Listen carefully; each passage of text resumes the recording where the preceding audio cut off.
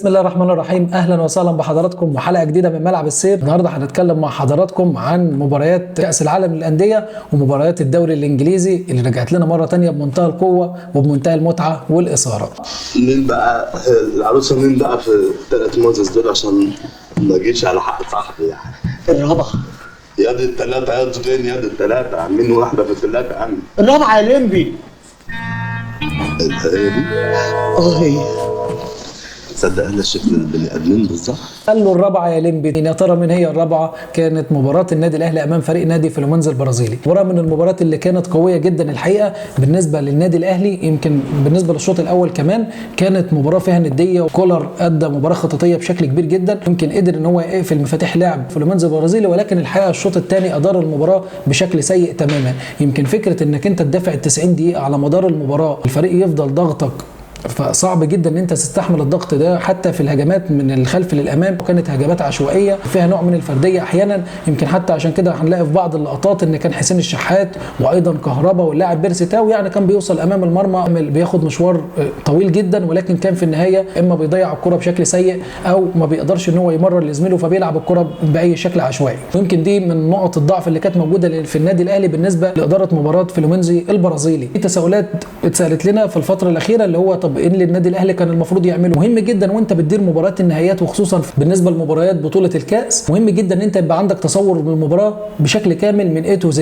بمعنى انا النهارده بلاعب فريق زي فلومينز البرازيلي، فريق قوي جدا عنده مهارات عاليه، ولكن معدل اعمارهم كبير الى حد ما. انت الميزه اللي عندك ان انت اعمارك اصغر منهم، ازاي اقدر اوظف لعيبتي بشكل جيد ان انا اقدر احقق نتيجه ايجابيه في المباراه اللي زي دي؟ انت النهارده قدرت في الشوط الاول ان انت تحط سيناريو ان انت تقفل مفاتيح اللعب وتلعب على الهجمات المرتده وتقفل من منطقه وسط الملعب وما تعملش ضغط من الخطوط الخلفيه، بل بالعكس كنت بتضغط من الخطوط المتقدمه من منطقه وسط الملعب، وكنت محافظ على توازن الفريق. فين هنا علامه الاستفهام؟ فين المشكله اللي كانت بتواجه النادي الاهلي؟ وده السؤال الطبيعي جدا اللي هتساله لي. الفكره ان انت ادرت شوط اول متميز، اجي الشوط الثاني ما ينفعش ان انا افضل اكمل بنفس الريتم وبنفس الايقاع، لا، يبقى انا هنا كنت المفروض ان انا انزل اهاجم من بدايه الشوط الثاني ويكون لي شكل هجومي. اللي احنا اتكلمنا فيه ان النادي الاهلي بيعاني في الفتره الاخيره من الفرق اللي بتلعب بتكتلات دفاعيه او فرق بتلعبه بمنتهى النديه وبمنتهى القوه، ويكون له شكل هجومي مميز بالفترات المباراه اللي بيحتاج فيها ان هو يعني يهاجم الفرق المنافسه.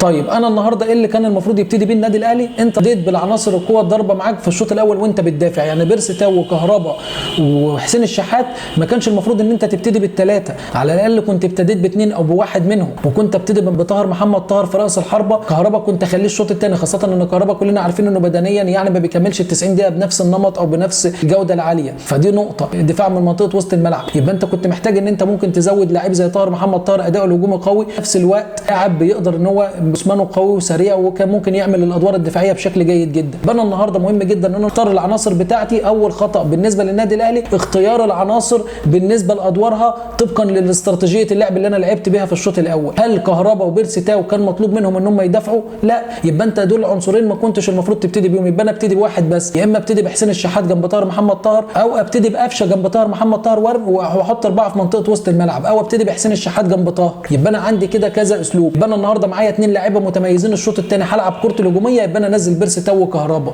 يبقى انا هنا عندي الايه؟ الشكل الهجومي هيكون مميز، اللعيبه هتكون فايقه، وفي نفس الوقت ان انا اعمل تحرر لواحد دفاعيه. يعني بمعنى ايه؟ محمد هاني بدل ما اخليه يدافع لا، العب 5-3-2 واغير اسلوب لعبي، او العب 4-4-2 واحرر الاطراف واحرر الاجنحه. بمعنى ممكن ادي الحريه لعلي معلول ومحمد هاني، وفي نفس الوقت انزل كريم فؤاد في منطقه وسط الملعب والعب بلاعب واحد رقم 6، يبقى كريم فؤاد معايا وعلي معلول ومعايا 3 مدافعين، اللي هو مثلا انت نزلت رامي ربيعه، يبقى رامي ربيعه ومعاه ياسر ابراهيم واللاعب محمد عبد المنعم، يبقى انا هنا النهارده معايا 3 في الدفاع، وببتدي ان انا اضغط الفريق بقى من منطقه وسط الملعب، يبقى معايا كريم فؤاد ومعايا محمد هاني وعلي معلول ومعايا لاعب رقم 6 سواء بقى اكرم توفيق او على حسب العنصر اللي انت هتختاره، ويبقى في الثلث الامامي حسين الشحات وكهربا وبيرسي تاو. الامور دي احنا بنشوفها في الدوري الانجليزي، يعني بنشوف انج بوستوكوغلو مع فريق نادي توتنهام بيعمل الاسلوب ده لما بيلعب فرق بيكون عندها قوه هجوميه كبيره او في تكتلات دفاعيه، فبيقدر ان هو يفرض سيطرته ويفرض قوته على الفرق المنافسه. فكون ان انت تيجي النهارده تقول اصل انا ما عنديش راس حربه، احنا معترفين ان ما فيش راس حربه،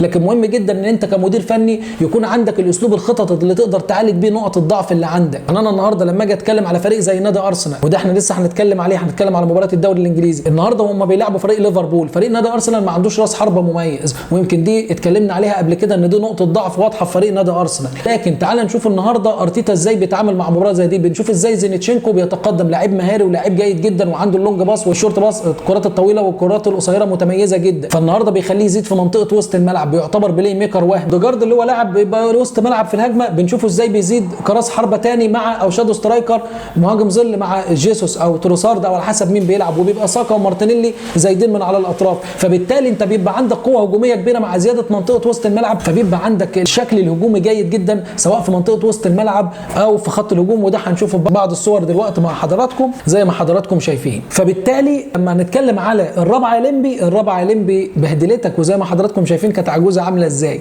ده طبعا ليه؟ لان انت ما عندكش سيناريو واضح وما عندكش فكر متكامل لاداره المباراه. ده بقى بسبب ان كان في نوع من التخاذل او نوع من الخوف زياده عن اللزوم، ولكن في النهايه انت اللي تتحمل المسؤوليه بغض النظر. ليه؟ لان انت عملت عكس ده في مباراه نادي اوراوا الياباني. لما نشوف محمد هاني، هنشوف في بعض اللقطات دلوقتي مع بعض، هنلاقي هنا محمد هاني بيتقدم كراس حربة تاني داخل في العمق، وشايفين بيرسي تاو وكهربا واللاعب حسين الشحات. هي دي المعالجه الخططيه اللي عملها، وعشان كده كسب 4-2 وكان شكلنا الهجومي مميز امام فريق نادي اوراوا الياباني. يمكن من الفرق اللي بتدافع بشكل كويس جدا، وكلنا شايفين عندهم في منطقه وسط الملعب تكتلات كبيره، وايضا في منطقه خط الدفاع يعني بنشوف 8 و9 لعيبه. فازاي هنا انت كمدير فني لما بيكون عندك الحريه ولما بيكون عندك الجرأه ان انت تنفذ فكرك الهجومي بشكل جيد بدون اي تخوف، ازاي شكلنا بيطلع كويس جدا. الحقيقه فكره ان في بعض الناس بتقول ان لا كولر ما حدش يهاجمه وانه ده مدير فني متميز وما ينفعش ان احنا نعلق عليه، لا نعلق عليه ونتكلم عليه. لان الحقيقه انا كنت شايف ان هو بياكل بصل في ماتش فلومينز البرازيل، فلو انت عايزنا ناكل بصل احنا كمان عادي ناكل بصل ونسكت، ولكن لا لازم نتكلم عن نقاط القوه. ولكن هل هو مدير فني جيد؟ مدير فني جيد عنده النواحي الخططيه اللي يقدر يقدم بها المباراه، عنده النواحي الخططيه اللي يقدر يقدم بها المباراه، فبالتالي لازم نعلق ولازم نتكلم. وشفنا ده في ماتش اوراوا الياباني. طب انت ليه ما عملتش ده قبل كده؟ يبقى هنا كانت علامه استفهام كبيره، يبقى لازم نعترف باخطائنا عشان بعد كده تعرف ان انت تقدم مباراه جيده. لان الحقيقه لو استمرينا ان احنا ما نهاجمش او ما نوضحش العيوب والاخطاء، انت هتيجي بعد كده في مباريات الفرق الافريقيه، فرق تنزانيا وفرق المغرب وغيره من الفرق اللي بتدافع او من الفرق اللي انت بتحتاج ان انت يبقى ليك شكل هجومي امامها، مش هتعرف تتعامل معاها بشكل جيد. لو هحمل المسؤوليه خساره النادي الاهلي في بطوله كاس العالم للانديه ان احنا ما نوصلش نهائي، لان النهارده انت خلاص كانت اخر نسخه احنا ممكن نوصل فيها لدور السيمي فاينال. بعد كده النظام اللي جاي ممكن ده هنوضحه لحضراتكم في حلقه قادمه، النظام هيكون مختلف تماما وهيكون بنظام مجموعات والامور هتكون صعبه. فانت النهارده 4 نسخ بتوصل ثالث عالم للانديه، ده دور اداره. المفروض ان انت توفر للمدير الفني العناصر اللي تقدر تاهله، لازم يكون عندك الاستراتيجيه ان احنا كنا نخرج مركز ثاني او نحقق مركز اول. فالنهارده انك انت جبت لعيب زي موديست وعملت لي ام كلثوم، طلعت جماهير النادي الاهلي السما وكلنا ركبنا اجنحه وطرنا بقى وقلنا خلاص هو ده المهاجم اللي هيعوضنا عن اللي فات، نيجي نلاقي الراجل ما بيقدرش يكمل دقيقتين والحكم يعني عمل معانا جميله وطرده في ماتش اتحاد جده. فده برضو خطا اداري كبير جدا يحاسب عليه اداره النادي الاهلي. ازاي انت على مدار السنين اللي فاتت ما فيش راس حربه، فانت بتعمل غسيل مخ لجمهور النادي الاهلي انك تقنعه ان انت وضعك كده سليم، في حين ان انت كان عندك لاعب زي اليو بادجي، وهنشوف لقطات دلوقتي للاعب ده بيأدي دور رائع دوري الدرجه الثانيه الفرنسي. تعالوا مع بعض نتفرج. يمكن شايفين اللقطات قدامكم، لعيب قوي جسمانيا، لعيب هداف، لعيب متميز. انت النهارده لعيب زي ده عشان تشتريه عايز لك 5-6 مليون دولار. طب انا النهارده رحت اشتريت موديست بمليون دولار وهو 35 سنه، طب ما هو ده كان عندي، يبقى انا ليه مشيته؟ تخبطات في الاداره. والنهارده لغايه اللحظه اللي احنا بنتكلم فيها النادي الاهلي بيعتمد على علي معلول باك شمال، مفيش باك شمال. كل دي امور لازم نتكلم فيها ولازم نوضحها للجمهور، وما ينفعش ان احنا نفضل يعني مغمضين عينينا وساكتين ان لا النادي الاهلي ممتاز ويلا كلنا نسقف وخدنا ثالث عالم الانديه. طبعا ده انجاز كبير جدا ما بنقللش منه، عشان برضو الناس ما تطلعش تتكلم وتقول لك ده احنا بنقلل. لا، الاداء رائع وكان برضو جميل في ماتش اوراوا وفي ماتش اتحاد جده. بس انت برضو حتى في ماتش اتحاد جده انت خسرته مش عشان برضو انت الافضل، انت لعبت باسلوب دفاعي وكان ليك شكل جميل وكل حاجه واحرزنا اهداف، ولكن علشان المدير الفني لاتحاد جده مع عناصر متميزه وهو اللي ما قدرش يدير المباراه، برضو كان عنده نوع من التخاذل او نوع من التخوف. كان بيلعب بشكل تقليدي اللي هو 4-3-3. كنا بنشوف بنزيما ما فيش حد بيزيد معاه، الحوساوي ومهند الشنقيطي لما اتقفل عليهم خلاص المدير الفني فكره وقف، ما فيش حاجه يقدمها، رغم ان اتحاد جده كان عنده ادوات يقدر يوصل بها للنهائي. فمهم جدا ان انت يبقى يكون عندك مدير فني متميز جدا، لان انا بشوفه الحقيقه انه 40% من المنظومه او 50% من المنظومه بتقوم على المدير الفني، لما بيكون عنده فكر جيد جدا وعنده حلول مع طبعا مجهود اللعيبه ده بيكون اساسي، وان انت يكون عندك عناصر متميزه. لكن المدير الفني وظيفته انه يشوف المشكله فين ويعالجها ويحاول يلاقي لها معالجه خططيه، والا بقى خلاص انا اقعد احط رجل على رجل واطلب اللعيبه واللعيبه ما جاتش اقول كده بقى ايه انا خسرت عشان انتوا ما وفرتوليش لعيبه. في دور لازم نقوله على الاداره وفي خطا كبير جدا، ولكن في نفس الوقت انت كان عندك العناصر المتاحه اللي تقدر تحقق بيها اداء ايجابي. ولكن في النهايه بنبارك لجمهور النادي الاهلي على البرونزيه، ونتمنى ان شاء الله مزيد من التفوق والتالق في كل الانديه المصريه. ندخل بقى على الحلويات والسكريات والقشطات، مباريات الدوري الانجليزي. النهارده طبعا بقى كان في مباراه روعه الروعه، مباراه ليفربول وارسنال. يمكن فريق نادي ليفربول 39 نقطه، فريق نادي ارسنال ب 40 نقطه بعد التعادل. فريق نادي ليفربول 37 هدف ودخل مرمى 16 هدف، وايضا فريق نادي ارسنال اصبح 36 هدف واستقبل 16 هدف. المباراه كانت قويه جدا الحقيقه، ولكن الصراحه ارنولد النهارده يعني طبعا كل مشجع ليفربول كان كله بيشد في شعره. محمد صلاح كان بيقدم اداء استثنائي، وهنشوف في اللقطه دي كان عمل اسيست الحقيقه في الدقائق الاخيره، ويمكن عمل لقطه في منتهى الابداع والروعه. محمد صلاح شايفين ان محمد صلاح كان اسرع لاعب في الملعب وهو معاه الكوره، ويمكن دي صعبه واللاعيبه كلها متاخره عنه. تخيل ان محمد صلاح اللي معاه الكوره بيهدي سرعته ومع ذلك هو اسرع، كله دخل متاخر. هنلاقي اليوت وارنولد ولاعيبه منطقه وسط الملعب كله دخل متاخر، في حين ان ارنولد يمكن اسرع شويه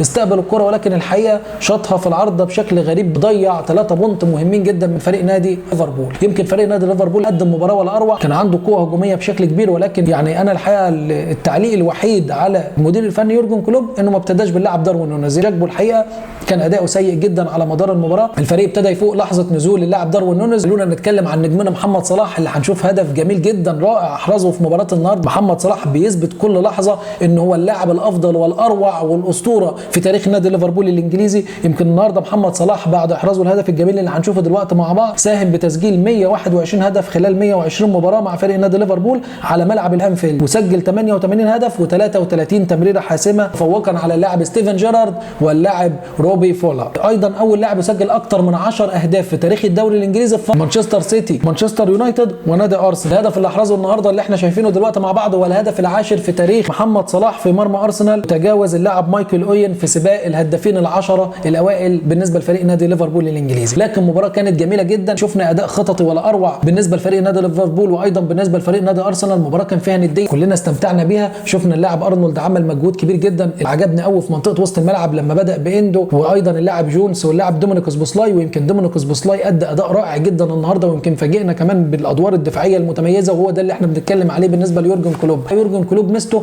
انه ما بيطورش اللعيبه بس في الاداء الهجومي، لا اللعيبه بتدافع بشكل جيد جدا، ويمكن هنشوف في لقطات مع بعض لويس دياز وايضا اللاعب دومينيك سبوسلاي وهم بيرجعوا بيقفلوا لاعب جونز مع اندو. الحقيقه كان في نوع من التناغم، ولكن اندو ما كانش موفق لحد ما، لكن ابتدى يفوق مع المباراه، ويمكن لما نزل داروين نونيز الامور ابتدت تختلف تماما. لكن محمد صلاح كان له دور كبير جدا في شكل فريق ليفربول في الثلث الاخير، وبرده ايضا من الامور اللي كانت فيها خطا خططي بالنسبه للمدير الفني يورجن كلوب، ويمكن عالجه في اخر المباراه. كان بيبتدي بمحمد صلاح جناح، وقلنا خطوره محمد صلاح دايما في العمق. شفنا محمد صلاح ازاي في الكره اللي كانت انفراد وضيعها ارنولد كان داخل من العمق. بنقول خطوره محمد صلاح من العمق مهم جدا جدا في المباريات الكبيره اللي زي دي الاستفاده من محمد صلاح، لان محمد صلاح زي ما شايفين حضراتكم بالارقام قوه ضاربه بالنسبه لفريق نادي ليفربول. لكن المباراه كانت من المباريات الجميله جدا، واعتقد سباق المنافسه ابتدى يشعل. النهارده كمان توتنهام عمل مباراه ولا اروع امام فريق نادي ايفرتون، فاز 2-1. ريتشاردسون قلنا واتكلمنا قبل كده ان عوده المهاجم البرازيلي هتكون قويه جدا، وشايفينه بيسجل الحقيقه من اول ما رجع عمال بيحرز اهداف ولا اروع. وايضا اللاعب سون عمل مباراه كبيره جدا، والمدير الفني انجي بوستوكوغلو. والنهارده فريق نادي توتنهام رجع مره ثانيه في سباق المنافسه مع الاربعه الكبار.